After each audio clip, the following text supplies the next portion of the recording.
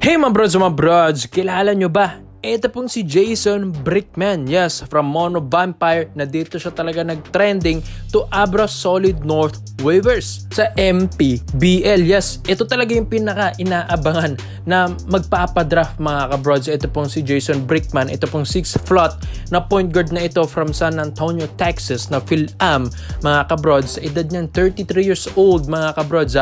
Ilang taon itong hinihintay ng PBA kung kailan ba magpapadraft ang isang Jason Brickman. Ang kaso kasi, ang tataas ng mga offer din sa kanya kaya hindi siya nakaka-draft ng PBA. Kagaya na lang yung Mono Vampire. Taas ng sahod niya dyan. High-Tech Bangkok City, San Miguel Alab, Pilipinas, Kusyong Aquas.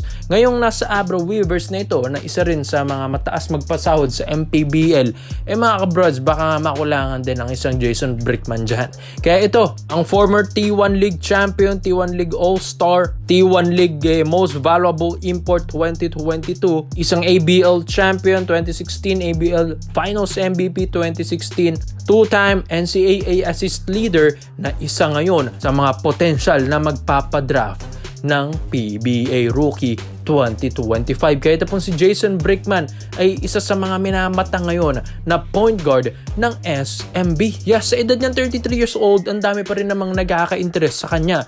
Dahil yung 33, parang prime pa rin ng isang manlalaro yan Kaya ito pong si Jason Brickman ay nandyan pa rin yung kanyang gilas. Kaya parang hindi nga natanda. Ito pong si Jason Brickman. Kaya yan ang kinaganda sa kanya. Dito kasi sa SMB mga kabrods, ang daming ang mga point guards dito na parang bibitawan na rin talaga ng SMB dahil alam nga nila na mas worth it yung mga magpapadraft ngayon 2025 na dito sila kumuha.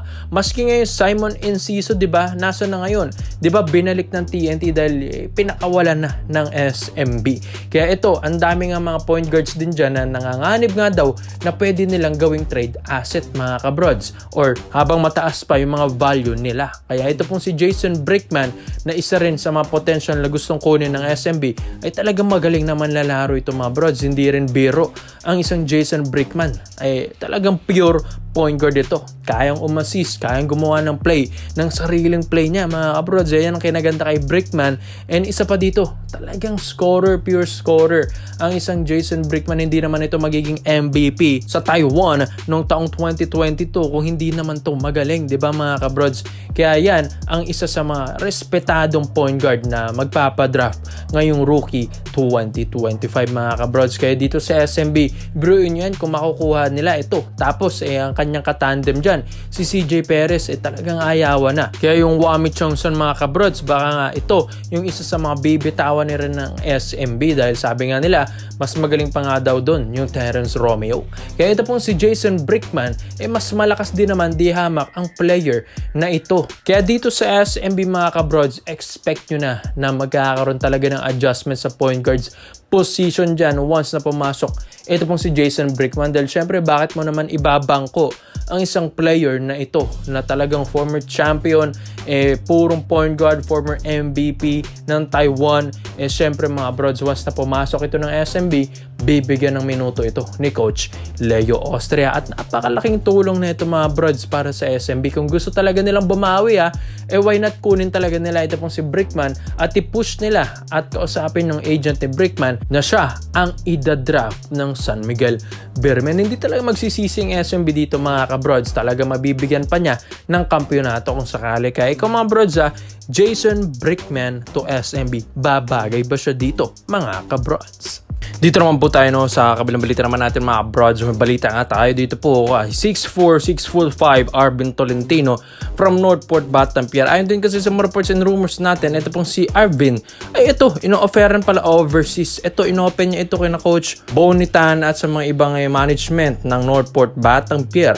At ito, open naman sila at sinusuportahan pa nga daw si Arvin Tolentino na pumunta nga ng ibang bansa Pero sa laki ng respeto ni Arvin Tolentino sa kanyang pagiging komportable na sa Northport, Batangas mga kabrods, parang nahuhulog pa rin siya at parang pinaka-option pa rin niya yung PBA. So sabi nga sa mga fans and comment section dito kay Arvin Tolentino, dapat i-grab na niya yung opportunity sa Japan. Dahil syempre mga kabrods, ibang klase na yon, mataas ang sahuran, mataas ang level ng kompetisyon. Pero syempre siguro, mas mapapalayo nga lang si Arvin Tolentino sa kanyang pamilya kung ito ay magja-Japan. Kaya itong mga kabrods, ito pong si Tolentino ngayon ay naghahanap rin ng mga ibang offers sa PBA. Syempre, hindi lang naman Northport Battamper ang kanyang ipapakinggan dahil syempre ang Japan nga, napakinggan na niya. How much more pa dito sa PBA knowing na ito pala yung pinaka-focus niya ngayon, yung PBA mga kabrods. So, nung nalaman din naman ito ng Ginebra, ay mga kabrods, parang gusto nilang ibalik yung Arvin Tolentino. Sabi nga nila, mas pipiliin pa nga daw talaga ni Arvin Tolentino yung Ginebra kaysa Japan. Yes, over Japan dahil alam din naman natin na ito pong si Arvin ay galing na rin ng Ginebra at ito, sabi nga rin sa mga reports and rumors natin, ang Ginebra parang nanghinayang nga daw dito kay Arvin Tolentino knowing na itong si Arvin nung nasa Northport ito, nakitaan nila ng potential, full potential niya. Pinakita niya dito sa Northport kung sino siya. Pinakita niya rin sa mga Ginebra fans kung ano yung sinayang nila dito kay Arvin Tolentino. So, sayang nga mga brods. All in all, parang gusto talagang ibalik ito ng Ginebra mga kabrods. At ito, ang Ginebra ngayon, medyo nag-struggle. Maski nga yung Jamie Malonzo na kinuha nila kaysa kay Arvin Tolentino. Sabi nila, mas malaki nga daw talagang naiambag ng Arvin Tolentino kaysa kay Malonzo sa panahon ngayon. Dahil syempre, mas prime na yung Arvin Tolentino kaysa kay Malonzo na nilalaro na inconsistent ngayon sa Ginebra.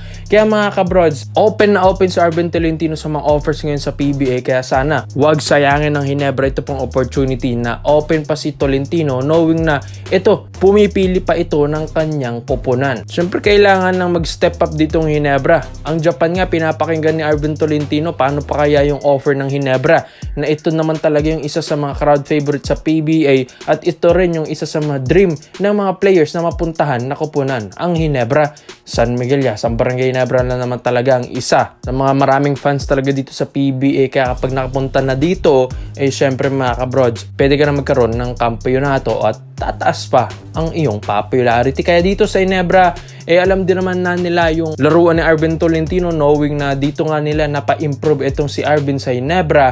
At ito, lalong-lalo na si Coach Tim Cone mga brods na alam na niya ito pong laruan ni Arvin Tolentino kaya hindi na sila malilito, hindi na sila mahirapan gamitin si Arvin Tolentino dahil subok na at talagang isa ito sa mga scorer ng Ginebra dati. So, saan ka pa? Ano pa bang pipiliin mo? Conference MVP, best player of the conference last season mga kabrods, tinangal siya doon.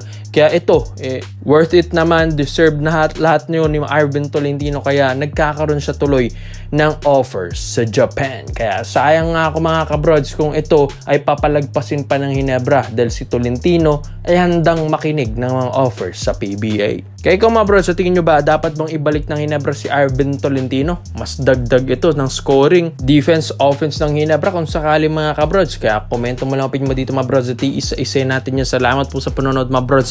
This is Phil Basketball. Yun lang, I'm out.